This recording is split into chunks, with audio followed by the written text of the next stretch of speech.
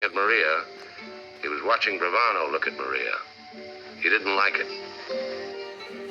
Alberto Bravano was and is one of the 3 richest men in South America, which makes him one of the richest in the world.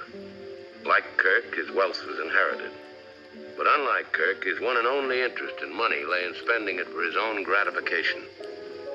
To Oscar, Alberto Bravano was heaven sent. A man with more money than Kirk even, and even more in need of a counsel for public relations. It's a form of insurance, you might say.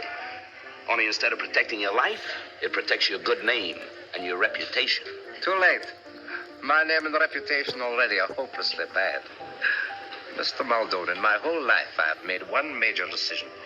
When I was 15 years old, I had 2 choices. Everybody wanted me to be a good little boy and do good for others. I chose to be a bad little boy, do good for myself. So far, so good, senor. But the world is getting smaller all the time. And if somebody drops a lot of money in a gambling casino in Deauville, France, for instance, the noise can be heard for quite a distance. Interesting. And how far would you say can this falling money be heard? With nobody around to quiet it down, the sound could travel all the way to certain mining camps, deep in the jungles of South America. Certain camps where the men aren't paid enough, or fed enough, or protected against disease enough. Interesting. And how would such fantastic lies come to the ears of a man such as you, Mr. Muldoon? Well, like I say, it's a tiny world.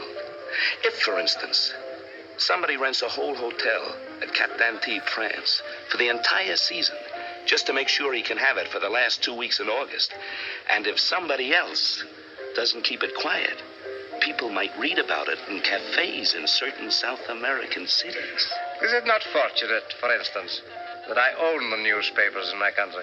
Anybody with a printing press in the cellar and something to say owns a newspaper. There are laws against inflammatory propaganda that certain governments enforce very rigidly. Is any man rich enough to own a government? I will not answer vaguely, Mr. Muldoon. Yes.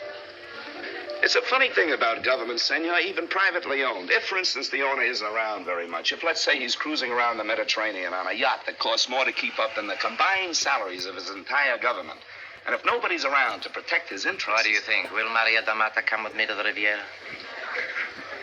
She ought to jump at the chance, senor, but she's a strange girl. To have Maria Damata as my personal guest would be the best of possible public relations for me, Mr. Muldoon. Besides, is not Maria Damata the chief asset of Kirk Edwards? In what way do you mean? One considers her his prized possession. Only if one does not know what the score is.